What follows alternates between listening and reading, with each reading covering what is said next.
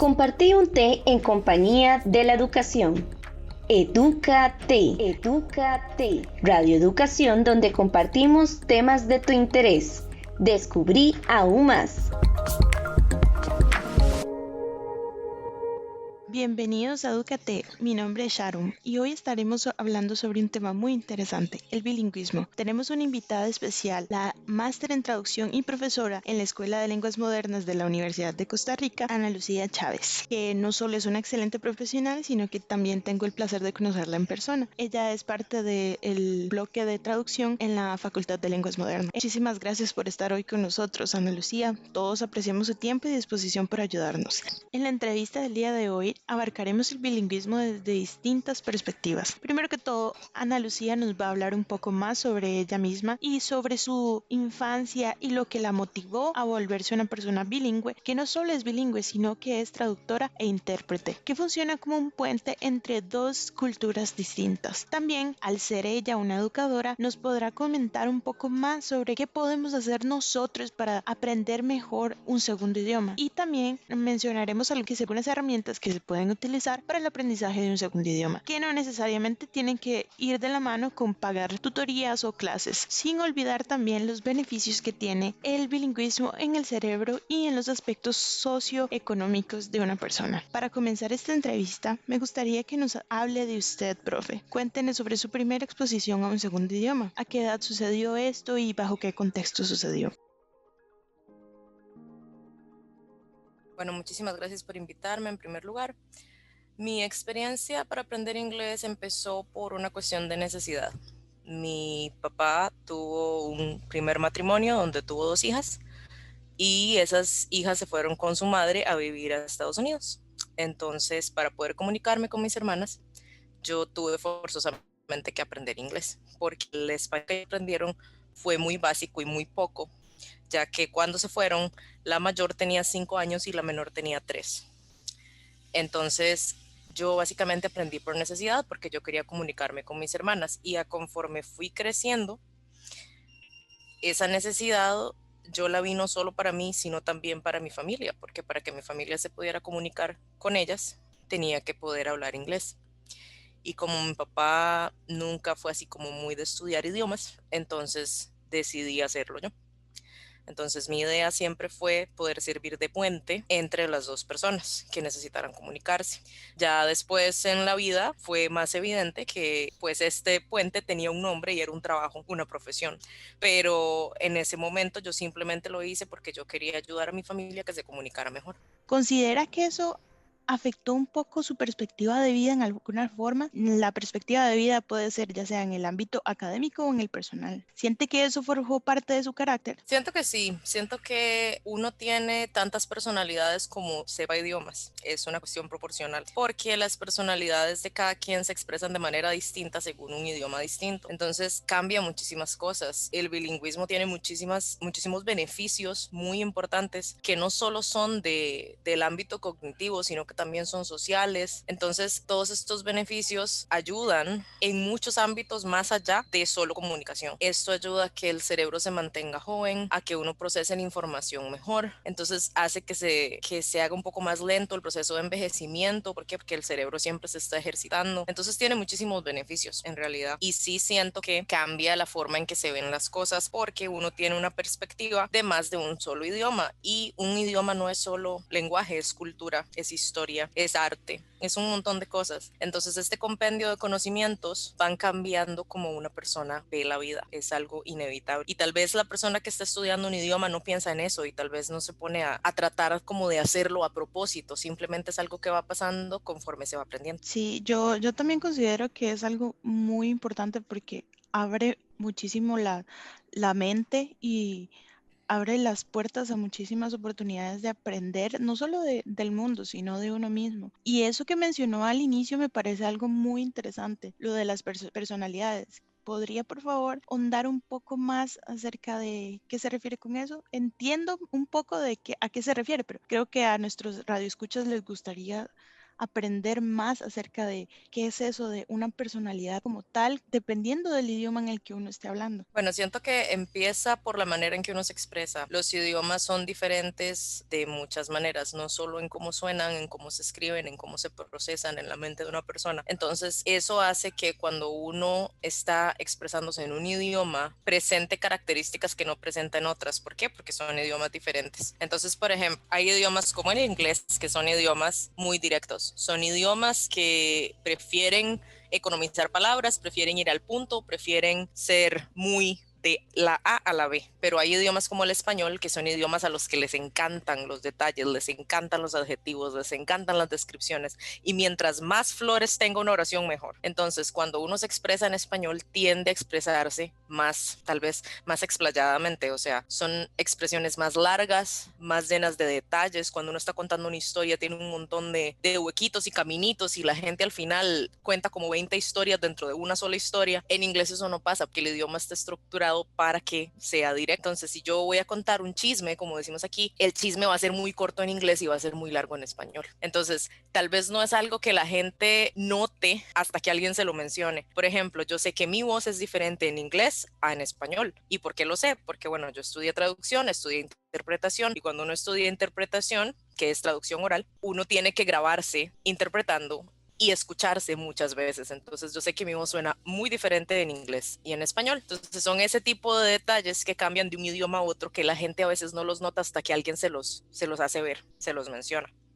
Entonces, no es como que, ay, que uno va a desarrollar múltiples personalidades ni trastornos de personalidad, simplemente que se expresan diferentes como colores de la personalidad dependiendo del idioma en que la persona esté hablando, porque el mismo idioma le ayuda a que esto suceda.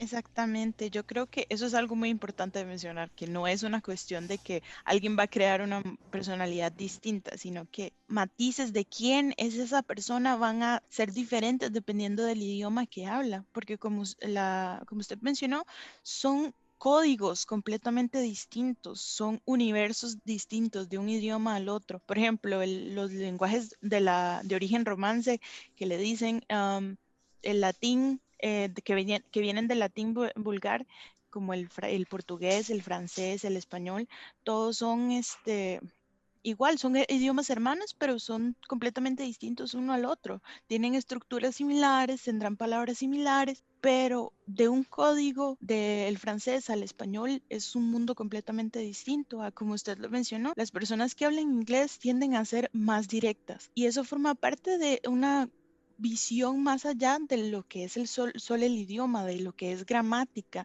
Y yo creo que es algo importante hacer saber a los radioescuchas porque a veces se olvida esa parte importante de un idioma que no es solamente, ok, me va a dar oportunidades de trabajo, sino que va más allá. Lo que nos trae a la tercera pregunta. ¿Oportunidades cree que llegaron a su vida gracias a ese segundo idioma? Bueno, yo siento que las oportunidades son muchas. En realidad, las oportunidades no llegan si uno no las busca. Entonces, a veces la gente cree como que las cosas le van a caer del cielo. Yo siento que nadie que haya logrado sus metas en la vida las ha logrado porque nada le cayó del cielo. Las ha logrado porque trabajó, porque se esforzó, porque estudió, porque pasó noches en blanco, porque sacrificó ocasiones sociales, sacrificó ver a su familia, muchísimas cosas. Pero no se puede dejar de lado que ser bilingüe sí abre un montón de puertas. Pero ahora, mucha gente quiere que ser bilingüe sea como un chip que se instala en una computadora y ya tiene todo el conocimiento y se aprende de hoy a mañana. Eso no es así. Desafortunadamente todavía no hemos llegado a ese punto de la historia donde se pueda aprender algo como por obra de magia.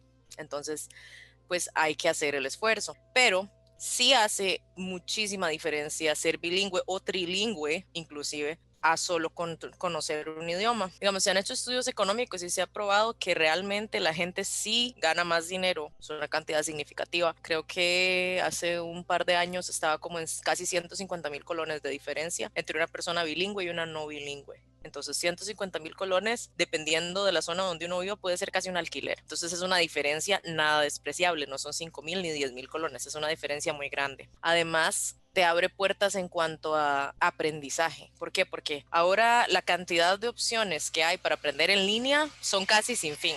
Entonces, pues uno tiene muchísimas opciones, pero ¿qué pasa? Que si esas opciones son en inglés y yo no sé inglés, las opciones se me reducen. Claro, y por supuesto que hay opciones en español, pero dependiendo del área del interés de la persona, la mayoría de las cosas se publican en inglés. ¿Por qué? Porque es un idioma que se habla en todo el mundo, es la lengua franca, al menos por el momento, en cuanto a cuestiones comerciales, y eso hace una diferencia. Entonces, sí, claro, yo puedo estudiar con programas en línea en español, pero hay una mucho mayor cantidad de programas en línea en inglés que en español. Entonces, no solo es una cuestión económica o de estudio, sino que, como te decía al principio, ser bilingüe tiene un montón de beneficios más allá de los que la gente se espera. Entonces, todo esto de mantener el cerebro joven, de mantenerlo a uno fuera de esta visión como el caballo con las tablillas a los lados para que solo vaya para un punto, es súper importante porque ayuda a que uno aprenda más rápido. ¿Y cómo ayuda a que uno aprenda más rápido? Por ejemplo, si uno está activo en 2 idiomas, porque conoce 2 idiomas, el cerebro funciona más rápido. ¿Cómo funciona más rápido? Porque el cerebro está acostumbrado a resolver conflictos internos entre un idioma y el otro. Cuando uno tiene que estar cambiando de idioma es un ejercicio mental. Entonces, esto ayuda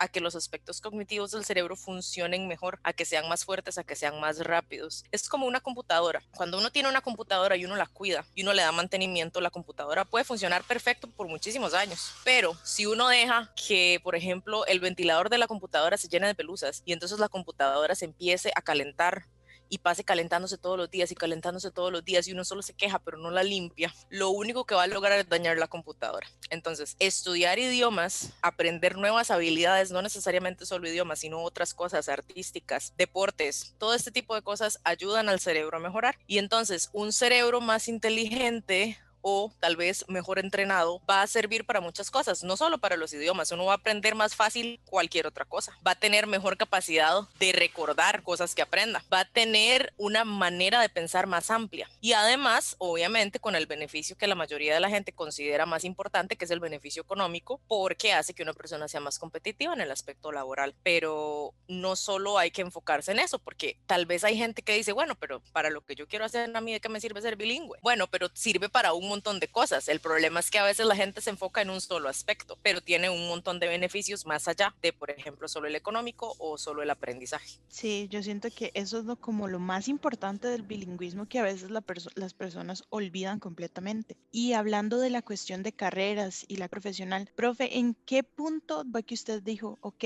yo quiero estudiar inglés como una carrera? ¿O cuándo fue que usted se dio cuenta que lo que usted estaba haciendo era una carrera que era pagada y tenía su nombre y tenía sus técnicas? ¿O en qué momento fue que sucedió ese despertar de lo que quería hacer usted en el futuro? Bueno, cuando yo estaba muy pequeña, mi mamá contaba, porque yo no me acuerdo de esto, simplemente es un recuerdo que alguien me contó, que yo una vez le dije que yo quería ser intérprete de la ONU. Tenía como 4 años. No sé por qué, no sé dónde lo había visto, no sé qué había leído, porque ya a esas edades leí antes de empezar el kinder, pero bueno, la cosa es que yo en algún lugar vi o leí algo y yo dije, wow, yo quiero hacer esto. Pero ahí hay un paréntesis, porque yo quería ser veterinaria. Y yo siempre quise ser veterinaria cuando estaba chiquita, esto que toda la gente tiene un sueño de cuando era niño, de que era su profesión soñada, de que quería ser astronauta o que quería ser presidente. Ya conforme la gente va creciendo, va cambiando. Pero en mi caso, yo siempre quise trabajar con animales. Entonces, en el colegio, entré a un colegio agropecuario, el Colegio Agropecuario de San Carlos, y ahí tuve la oportunidad de hacer lo que yo quería, trabajar con animales. Entonces, fue una experiencia muy bonita porque al final yo decidí no estudiar eso como carrera,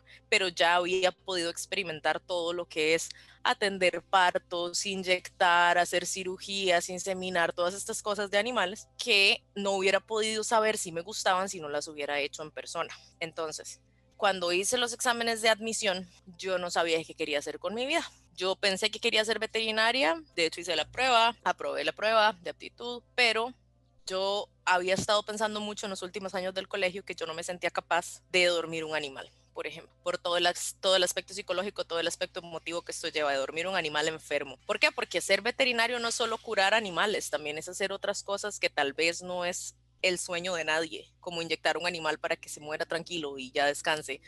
es muy difícil. Si es muy difícil para las familias, ahora imagínese ser la persona que inyecta al animal para que se muera. Eso es un componente como psicológico muy fuerte. Entonces yo decidí que yo no podía hacer eso simplemente por eso. Yo estaba dispuesta a atender para cualquier cosa. A mí no me daba asco, soy una persona muy poco asquerosa, pero simplemente emocionalmente yo no podía con eso.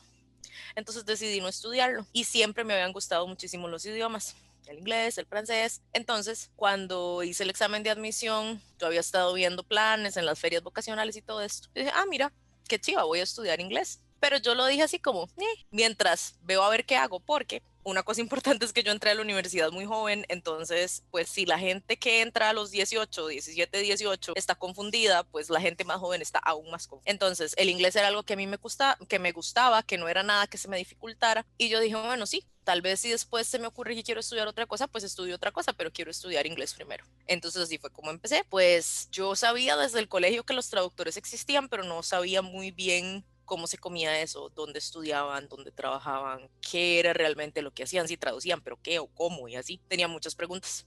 Y la cuestión fue que cuando yo llegué a la universidad, en el curso de traducción, el primer curso de traducción que tuve un profesor que se convirtió en mi mentor y fue mi profesor en traducción 1 y profesor en traducción 4, que en ese momento era el último curso de traducción.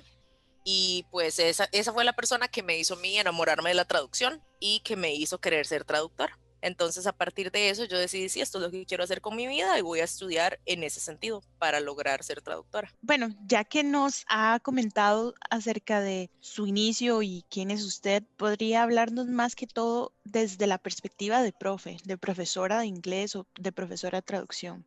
Hay una pregunta que me pareció muy curiosa que encontré en el internet que dice, ¿los bilingües se traducen mentalmente cuando hablan? Es decir, como que al hablar la persona está traduciendo todo lo que quiere decir constantemente o es una cuestión consciente o es una cuestión más inconsciente. ¿Qué puede decirnos sobre eso? Me pareció una pregunta muy curiosa. Es muy curiosa. Creo que hay muchísimas teorías sobre lo que sucede en el cerebro del bilingüe, pero esto cambia mucho dependiendo de en qué punto de la vida la persona se hace bilingüe, porque no es lo mismo un niño que desde que empieza a hablar, le empiezan a hablar en dos idiomas, a un adulto que después de haber usado su idioma materno toda su vida decidió aprender un segundo idioma o un tercer idioma. No es lo mismo. El cerebro funciona de maneras diferentes. ¿Por qué? Porque el cerebro de un niño es completamente plástico. Y no solo plástico en el sentido de que es flexible, en el sentido de que es moldeable, de que es una esponja que todo lo aprende y lo aprende muy fácil. Pero a veces la gente se le olvida que no es que los niños aprendan fácil porque tienen un cerebro superpoderoso, aunque sí lo tienen, pero no es necesariamente por eso. Un gran factor súper importante de que los niños aprendan fácil es que los niños aprenden jugando. Los niños aprenden mediante el juego y a la gente se le olvida eso y después cuando están grandes quieren aprender básicamente agarrando a palos un libro contra su cabeza, memorizando cosas y eso es algo que al cerebro no le gusta. Al cerebro no le gusta que lo obliguen a aprender. Entonces hay que cambiar mucho como el enfoque que uno tiene cuando está aprendiendo un idioma. Pero poniendo eso de lado, no necesariamente es que las personas traducen de un idioma a otro. De hecho, yo siento que una de las marcas de bilingüismo más fuertes es que la persona piensa en el segundo o en el tercer idioma. Que uno se da cuenta en algún momento que está pensando en otro idioma. Y es algo de lo que uno se da cuenta que es como un momento de eureka, porque realmente uno se queda como, wow, ¿por qué estoy pensando en inglés? ¿O porque estoy pensando en francés? Porque realmente uno no le pone atención, hay que estar como en modo muy introspectivo para realmente escuchar sus pensamientos y determinar en qué idioma son. Porque si uno es bilingüe o trilingüe o políglota, todos los idiomas en su cerebro se entienden igual, porque usted los conoce, porque usted los usa. Entonces, saber si uno está traduciendo o no es un poco complicado, porque tiene realmente que existir ese nivel de monitoreo constante de los pensamientos, que es algo que el usuario promedio de un idioma no hace, porque no lo necesita. Entonces, cuando una persona está aprendiendo un segundo idioma, muchas veces los profesores les dicen que piensen en inglés y sí, eso ayuda, porque al tratar de traducir una oración de español a inglés, muy probablemente no funcione si lo van a traducir palabra por palabra, porque son idiomas diferentes, con estructuras gramaticales diferentes, entonces puede que no funcione simplemente. Puede que sí, porque hay idiomas que tienen una relación más directa en cuanto a los sistemas gramaticales, entonces puede ser que sí funcione, pero en la mayor parte de los casos no funciona. Entonces, sí, ok, yo lo traduje en mi mente y lo escribí y yo lo veo bien, pero ¿por qué lo veo bien? Esa es una trampa del cerebro. Yo lo veo bien porque a mi cerebro no le gusta admitir que está equivocado. Entonces, yo traduje una oración y la oración quedó ahí medio chapuceada porque, ¿verdad? Porque no es en el idioma que la tenía que haber pensado. Y entonces después yo la leo y mi cerebro dice, ay, está divina, porque el cerebro no quiere admitir que se equivoca. Pero cuando alguien llega y la lee y le dice a uno, mira, pero ¿qué es lo que querés decir acá? Y uno lo ve con ojos críticos, se da cuenta que de pronto no se entiende lo que uno está tratando de decir. Entonces, no es tanto como que se traduzca o no se traduzca o cuál es el beneficio de traducir, sino es como que la persona esté consciente del proceso que está pasando en su cerebro, que es distinto. Por ejemplo, la gente que es lingüista profesional, que es traductora, que es intérprete, tiene otra visión. ¿Por qué? Porque el idioma no es solo para expresarse, es su trabajo. Es algo que usted estudia hasta el cansancio, para adelante, para atrás, de todas las maneras posibles. Entonces, hay cosas que las personas que estudian idiomas notan, como profesionalmente me refiero, pueden notar que una persona que estudia idiomas para poder ir de paseo y comunicarse y esto, no lo va a notar nunca. Entonces, pues esto depende mucho, pero digamos, si estamos hablando de los niños, a veces la gente dice, ay, es que yo quiero que mi chiquito sea bilingüe. Bueno, hay familias que tienen una gran oportunidad porque tal vez el papá es, no sé, inglés o estadounidense o australiano o bueno, no importa, pero habla otro idioma como idioma materno. O tal vez es brasileño o tal vez es francés, no importa. Y la otra persona habla español como idioma materno. Bueno, ok. Hay varias cosas que se pueden hacer. Hay varios métodos que se usan. Por ejemplo, un papá habla un idioma y el otro habla otro idioma, digamos. Si tiene un papá australiano y una mamá mexicana, entonces la mamá solo le habla en español y el papá solo le habla en inglés, por ejemplo. Entonces el niño de todas maneras entiende esa división que no son lo mismo. ¿Por qué? Porque no lo hablan de manera así como intercambiable las dos personas.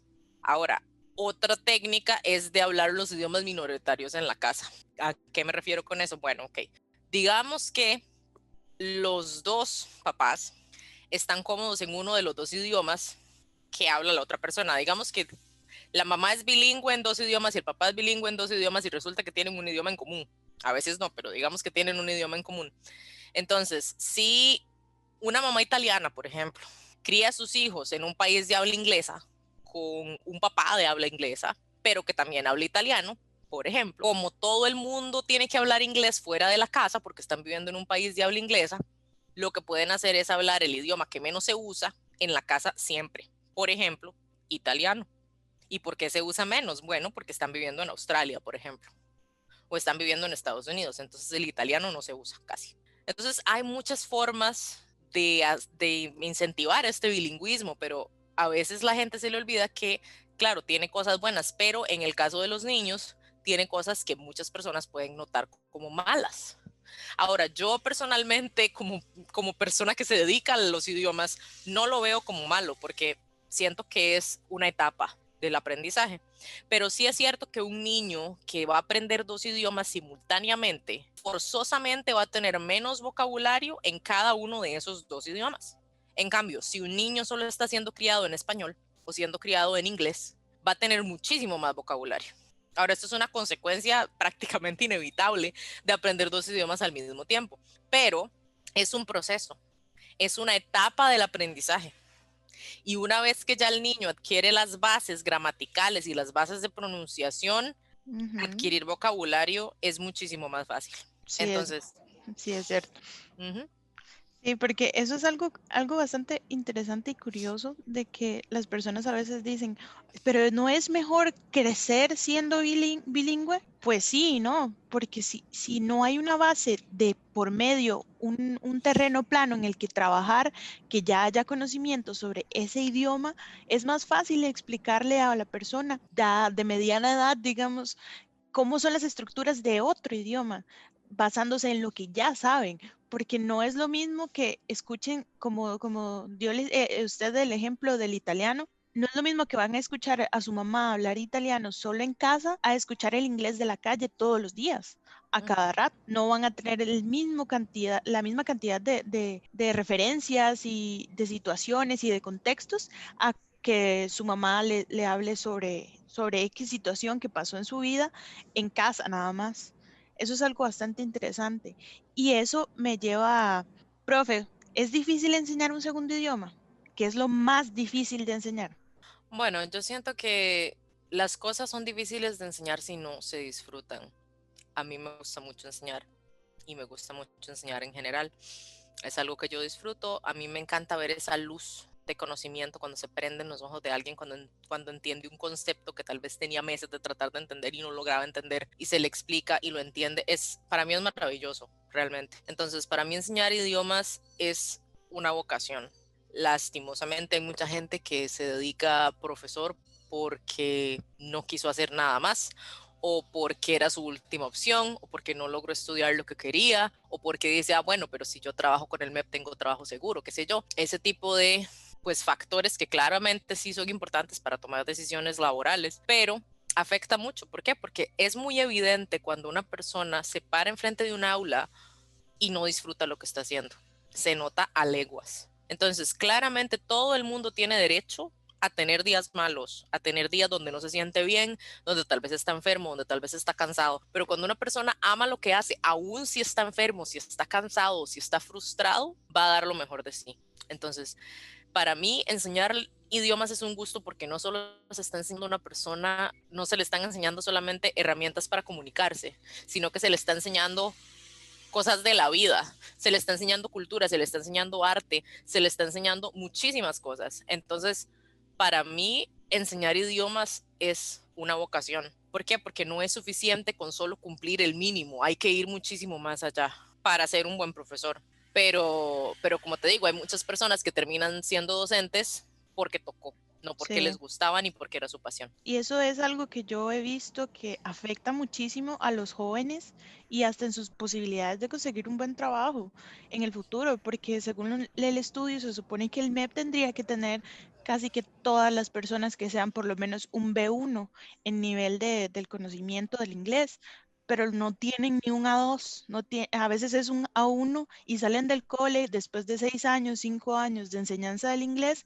y nunca aprendieron nada porque muchas personas no lo toman como algo que es importante, que es esencial, que no es solo una asignatura que enseñar, sino que va más allá. Y eso siento que es algo muy importante. Y hablando igual de eso, de la enseñanza, una pregunta que se me ocurrió es, ¿cuál ha sido la técnica más eficaz para enseñar en inglés? ¿Cómo se puede aprovechar más una clase? Siento que eso depende de cada estudiante y de cómo aprenda. Yo trabajo mucho en tutorías, entonces las tutorías son para adultos que necesitan el inglés para un fin específico. Por ejemplo, no es lo mismo enseñarle a alguien inglés si la persona lo que quiere es ir a Disney o ir de compras a Estados Unidos, que enseñarle inglés a alguien que lo que quiere es hablar inglés para una oficina. No es lo mismo. Las técnicas que se utilizan son diferentes, las prácticas que se hacen son diferentes, el material es distinto, todo es distinto. Aparte que, bueno, la ventaja de trabajar en la modalidad de tutoría es que antes de empezar a aprender nada, uno se sienta con la persona y la entrevista. ¿Por qué? Porque es importante saber cuál es el historial de esa persona en el aprendizaje. Yo necesito saber si un estudiante tuvo malas experiencias, en qué punto de su aprendizaje tuvo malas experiencias. Hay estudiantes que llegan a hacer una tutoría conmigo que odian el inglés con todo su corazón y con toda su alma. ¿Y por qué lo odian? Porque los hicieron odiarlo. Nadie tiene animadversión natural por un idioma, porque no tendría por qué tenerla. Si es algo que le es completamente ajeno, es como que a mí se me ocurra que yo quiero aprender pastillaje. Yo no tengo idea cómo se hace eso. Entonces no tengo por qué sentir como odio por el pastillaje porque nunca lo he hecho, nunca lo he intentado. Entonces, estos profesores que le crean animadversión a los estudiantes los están dañando de por vida y eso es algo muy serio. ¿Por qué? Porque hay estudiantes que dicen que ellos no son capaces de aprender inglés, que simplemente no pueden. ¿Y por qué sienten que no pueden? Porque tuvieron profesores que tal vez no les gustaba enseñar o tal vez nunca se actualizaron en cuanto a técnicas y seguían usando el mismo método de la niña pochita de hace 100 años, ¿verdad? Y eso lo que hace es empujar a los estudiantes a que no quieran estudiar, los aburre, los frustra, los cansa. Yo siento que definitivamente uno logra más por el método de la dulzura que por el método de la furia, siempre, para la mayoría de las cosas en la vida. Entonces, En cuanto a esto de los idiomas, si uno tiene estudiantes y por ejemplo un estudiante me dice a mí, ay, es que a mí me encanta la música, a mí me encantan las películas, bueno, entonces ¿qué hago yo? Yo uso esa información a mi favor para ayudarle a aprender. Pero eso implica que los profesores tienen que ser muy flexibles en cuanto a sus métodos de enseñanza. Los profesores que son Sí. cuadrados y solo enseñan de una forma, porque así les enseñaron en los 80s o en los 70s o en el año que sea que se tenía que Ujú. enseñar, están frustrando a esos estudiantes. Sí. Y es completamente injusto porque es como cuando un niño, por ejemplo, padece de obesidad. No es culpa del niño. El niño no compra la comida, el niño no la cocina, el niño come lo que hay en la casa. Y si en la casa comen mal y nadie hace ejercicio, pues el niño no va a ser sano. Entonces es una cosa así. Si uno está en un colegio, está en una escuela y tiene profesores que son malos profesores, son malos profesionales, uno no puede esperar tener buenos resultados. Simplemente no se puede. Y creo que eso a veces la gente lo deja de lado, que las personas, yo he escuchado a muchos profesores decir, ay, es que fulanito no sirve para el inglés y yo, perdón, no sirve ¿por qué? O sea, no es un cuchillo cortando algo. Ujú. Todas las personas sirven para todas las cosas. Lo que pasa es que cada quien tiene predisposiciones y tiene Sí. talentos en algunas áreas más que en otras. Pero si un profesor cree que el estudiante es incapaz de aprender, ¿cómo va a aprender ese estudiante? Eso me lleva a pensar que exactamente eso, que cree, profe, que sea el mayor factor del por qué la gente tiene miedo a aprender otro idioma. Bueno, yo siento que uno de los factores que más empujan a la gente a no hacer las cosas es el miedo al fracaso y eso no aplica solo para los idiomas, aplica para... Pero en cuanto a los idiomas, hay muchísima gente, como te estaba diciendo antes, que le hicieron pensar que ellos no sirven para aprender idiomas, que ellos no tienen la capacidad para aprender idiomas. Yo siento que eso es algo muy triste, porque sí, claro, puede ser que haya gente que se le facilite aprender idiomas porque tienen muy buen oído, porque tienen muy buena retentiva, pero eso no implica que una persona que no tenga esas características no pueda aprender un idioma, simplemente implica que el profesor no puede ser vago y tiene que buscar maneras de llegarle a ese estudiante según su manera de aprender. Y eso es lo que muchos profesores no quieren hacer. ¿Por qué? Porque, ok, yo entiendo, cuando uno trabaja en el sistema del MEP, está sobrecargado de trabajo, tiene 35, 45 estudiantes a la misma vez y es muchísimo más complicado. Yo eso lo entiendo perfectamente, pero siempre es importante tratar de tomar en cuenta que no todos los estudiantes van a aprender de la misma forma. Y entonces tratar de hacer ejercicios diferentes para diferentes tipos de aprendizaje. Y yo sé que esto no es fácil, pero también es parte del trabajo del profesor. Entonces, digamos, con este programa que se lanzó en principios de este año, creo, de la ruta bilingüe, la ruta hacia Costa Rica bilingüe, la Alianza para el Bilingüismo, el Ministerio y todo esto, yo siento que es una buena idea. Ahora con esto de la pandemia todo se ha atrasado y todo se quedó en veremos, ¿verdad? Pero tener como idea que la gente logre ser educada en un segundo idioma y no solo inglés, porque a veces la gente dice, ay, pero es que a mí no me gusta el inglés, a mí me gusta otro idioma. Bueno, ok, no importa, ser bilingüe, no importa si es inglés o es francés o es portugués o es mandarín o cualquier otro idioma. Entonces, la idea es eso que se logre para el 2040. Yo siento que es una cuestión completamente realizable, siempre y cuando los profesores que se contraten estén dispuestos a poner esto como una prioridad. Si el gobierno declaró la enseñanza del inglés como prioridad nacional en 2018, uno pensaría que eso debería tener o sea, que debería afectar directamente cómo estén sucediendo las cosas, pero no necesariamente. Y de nuevo, yo como profesor en mi aula estoy solo, porque para estar en docencia hay que ser una persona empática, hay que poderse poner en el lugar de los demás, porque si no es muy difícil que uno pueda adaptarse a los estudiantes, a sus necesidades, a sus maneras de aprender, si uno no es capaz de ver las cosas a través de sus ojos. Entonces, hay gente que simplemente no debería estar en la docencia, Sí. porque lo que están haciendo es un perjuicio, no solo a los estudiantes que tienen, sino al país, porque esos estudiantes que después salen frustrados tienen que empezar a ver de dónde sacan plata para ir a pagar academias, para ir a pagar institutos, para hacer algo que su educación básica formal Sí. debería haberle. Entonces eso no es justo, porque para mí eso es estafar al estudiante. Cuando un estudiante está con unos 5 años tratando de aprender un idioma y no aprende nada, Sí. eso es una estafa. Me van a perdonar los que me estén escuchando si son profesores y se sienten aludidos, lo siento mucho, pero de verdad yo lo creo así. Uno no puede decir que uno es buen profesor si uno tiene estudiantes que después de 5 años no pueden decir más que hello, que no pueden sostener una conversación de 3 minutos con nadie. Porque se hace demasiado énfasis en cosas que no van a la vida real. A veces se trata de enseñar solamente gramática o solamente cuestiones estructurales, vocabulario, pero el el llevarlo a la vida real cuesta demasiado. Sí. A mí me tomó casi que el primer año de universidad para entender, ok, esto va más allá de simplemente lo que me enseñaron en el cole. Y yo Ujú. tenía buenas bases porque mis profesores se dedicaron a enseñarme, pero aún así yo dije, esto es muy diferente a lo que me dijeron en el colegio, lo que veía mis compañeros, porque yo siempre quise ser profesora, siempre quise enseñarle a mis compañeros, siempre fui como la mini profesora de inglés y yo siempre les explicaba a los chiquillos, ok, chiquillos, vean esta estructura, es esto, esto y esto. Y ellos decían, pero yo no entiendo, ¿qué es eso, Sharon? No entiendo, ¿cómo entiende usted eso? Y yo, chiquillos, es como lo explicó la profe y ellos como, pero es que yo no entiendo qué es lo que ella está hablando. ¿Y por qué? Porque simplemente nos enfocamos, o sea, a veces los profesores se enfocan simplemente en cuestiones técnicas y no en cuestiones de, ok, chiquillos, estamos entendiendo, estamos todos en la misma página. Y Sí. eso es lo que falta a veces para poder hacer que alguien entienda. Y como usted mencionó, ¿por qué tener que ir a un instituto cuando podríamos empezar nosotros a aprender por nuestros propios medios? Hay muchas personas que lo han logrado así. ¿Usted tiene alguna experiencia, ya sea personal o algo que usted haya visto que es posible o cómo es esa chispa inicial para aprender otro idioma? Pero yo pienso que lo más importante para aprender cualquier cosa es el interés. Y siempre he visto que las personas que realmente están interesadas en aprender aprenden más rápido. ¿Por qué? Porque uno predispone al cerebro. Si usted dice, ay, yo no puedo hacer matemáticas, no puedo, no me sale, yo no entiendo, yo soy bruta para las matemáticas, no puedo, pues obviamente no lo va a lograr porque su cerebro ya va a estar negativo desde que usted, antes de que empiece siquiera. Entonces, para los idiomas yo siento que pasa lo mismo. Si yo digo, yo quiero aprender inglés porque el inglés me va a servir para trabajar, porque voy a tener mejor salario, porque voy a poder ir de vacaciones, porque me voy a poder casar con alguien que no sea de aquí, qué sé yo, entonces es otro incentivo distinto porque le estoy hablando en positivo al cerebro. Hay muchísimas teorías sobre cómo uno puede jugar con su propio cerebro y hacerlo hacer cosas que no quiere o que naturalmente no es algo como que quiera hacer. Y sí se puede, hay muchos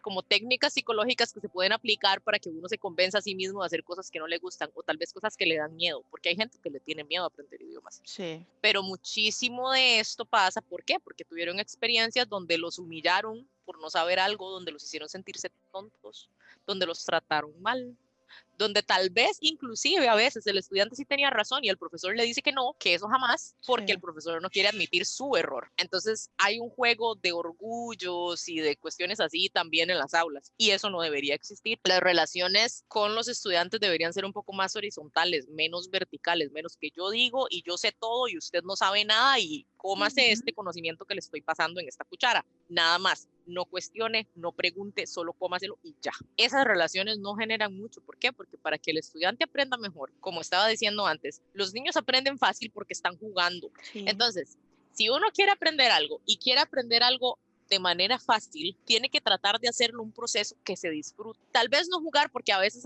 los adultos dicen, ay, yo no estoy en el kinder, porque me ponen a hacer estas dinámicas y así.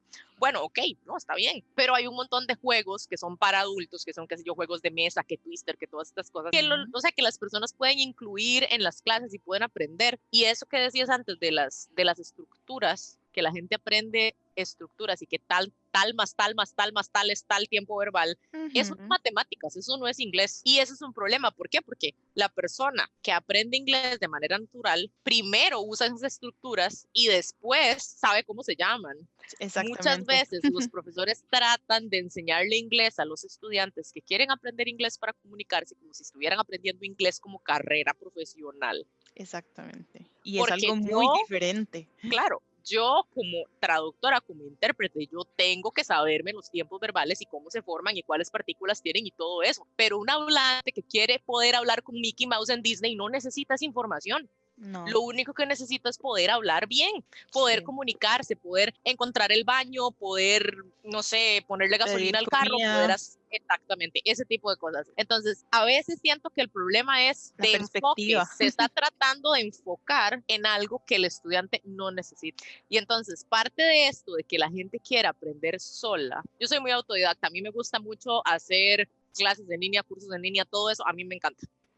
Pero eso es porque yo soy un poco obsesiva con el aprendizaje, entonces a mí me gusta aprender, si es posible, de todo. ¿Por qué? Porque me sirve porque yo soy traductora y los traductores traducimos de De todo, todo. entonces me sirve conocer de todo. Bueno, Pero bueno, hay gente que no le gusta, pero yo siento que mucha gente cree que no se siente como capaz tal vez de aprender por su parte, porque le da miedo. Pero hay muchísimas maneras de ayudarse a aprender, tal vez si no quieren aprender del todo por su parte, porque sienten que para eso estamos los profesores, que es completamente válido, ¿sí? Pueden empezar por cosas pequeñas como qué. Hay, por ejemplo, páginas web que son gratuitas, que son de intercambio de idiomas, donde uno se pone como, ok, yo puedo ayudarle a la gente con el español y quiero que me ayuden con el inglés, o quiero que me ayuden con el portugués, o quiero que me ayuden con el francés. Y entonces uno busca una persona y es como tener lo que se tenía hace varias décadas de amigos por carta alrededor del mundo para conocer gente, igual, pero en línea. Entonces, se hace una videollamada y entonces hablamos la primera media hora en inglés y la segunda media hora en español. Sí, eso es una opción extremadamente útil porque especialmente si uno no tiene la opción de hacer una inmersión en el idioma propiamente dicha, como ir a un país de otra habla extranjera por 6 meses o por un año o sí, algo. especialmente si no hay los recursos para pagar también un curso en alguno de esos institutos que cuestan 200,000 casi el trimestral o el semestral o como sea. De hecho, hay una opción que yo descubrí hace poco que creo que le serviría mucho a la comunidad, que es Discord. La mayoría de las personas que usan Discord están en esa comunidad porque les gustan los videojuegos y comparten informaciones, trucos y etcétera. Pero también hay muchas plataformas de distintos idiomas que se pueden usar para interactuar con otras personas del mundo y aprender no solo el idioma, sino de otras personas. De hecho, hace unos días tuve una llamada con 2 personas de África y de Siria y me enseñaron cosas increíbles. Me hablaron de su vida, de su perspectiva, de lo que opinaban de ciertos temas, con la limitante de que ellos no tenían tanto conocimiento del idioma como yo, pero aún así nos logramos comunicar y aprendimos uno del otro. Y eso es una manera increíble de aprender, especialmente si somos si es alguien como yo y como la profesora, que nos gusta hablar, nos gusta escuchar a otros en lo que tienen que decir. Eso es una opción extremadamente buena, gratis, que no cuesta casi que nada. Simplemente es buscar los recursos que están disponibles ya para algunas personas. Y como la comunidad de desamparados, yo sé que hay muchas limitantes en cuestiones económicas. Siento que es una buena opción para los muchachos que tienen ahí, tal vez tienen un poco de saldo, que pueden chequear una página web o guardarla para leerla después cuando tengan acceso al internet o cualquier otra situación similar a esa. Siento que es una buena opción para ellos también aprender por sí mismos, no solamente durante este tiempo de pandemia, sino para el resto de sus vidas. Cualquier cosa que quieran aprender, que lo hagan de esa forma, que busquen las opciones más baratas o las más fáciles para ellos, porque eso es una cuestión. El idioma se adapta para cada persona. Ustedes se adaptan para aprender lo que quieren aprender. Y para cerrar, ¿cuál cree que es la mayor ventaja del bilingüismo? Ya hablamos de muchas cosas, entonces una sola cosa. Una sola cosa, qué difícil reducirlo. Yo siento que pues el bilingüismo, ¿cuál es la mayor? Si es en resumen, es decir que el bilingüismo ayuda a abrir puertas. De nuevo, yo no creo en eso de que las puertas las abre algo, las puertas las abre uno, pero el bilingüismo puede ayudar a ir quitando cerrojos para que uno solo tenga que darle vuelta al llavín, ¿ok? Porque no podemos creer que solo ser bilingües es suficiente para tener un buen trabajo, porque no lo es. Uno tiene que tener otros estudios, tiene que tener otras características de habilidades blandas, por ejemplo, responsabilidad, trabajo en equipo, qué sé yo, dependiendo del área en la que uno se quiera desempeñar. Pero el bilingüismo ayuda a abrir puertas para mejores oportunidades. Muchísimas gracias. Yo creo que esa es la mejor manera de amarrar toda la conversación que hemos tenido, porque sí, es importante saber otro idioma, pero también ayuda a aprender otras cosas más allá del otro idioma, porque lo que he visto más que todo en el ámbito laboral, se está pidiendo mucho a las personas que saben de computación, programación y etcétera, mantenimiento de computadoras, pero requieren y necesitan ser bilingües a un nivel casi que un nativo en inglés, porque tienen que conocer muchísimas cosas. Y siento que es importante que la gente recuerde que ayuda a algo más, a conseguir un objetivo en específico. Y bueno, muchísimas gracias, profe, por todo este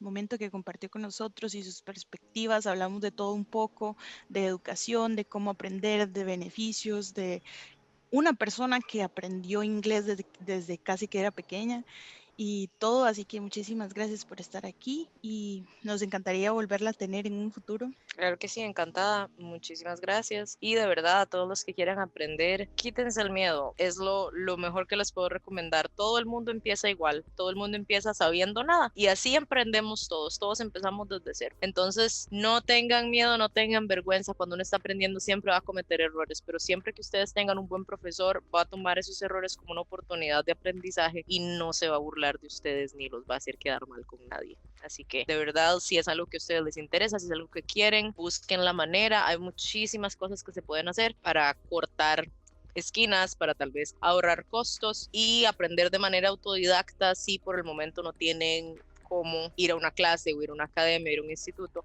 Siempre se puede ir aprendiendo. Muchísimas gracias a la máster en traducción Ana Lucía Chávez por acompañarnos hoy y hablarnos sobre el maravilloso mundo del bilingüismo. Espero que nuestros radioescuchas se sientan más motivados a aprender un segundo idioma, ya sea por cuenta propia o por otros medios. Una vez más, invito a todos nuestros oyentes a suscribirse al canal de YouTube Radio Libertad 570M y a seguirnos en Facebook y Spotify. Muchísimas gracias por estar hoy con nosotros.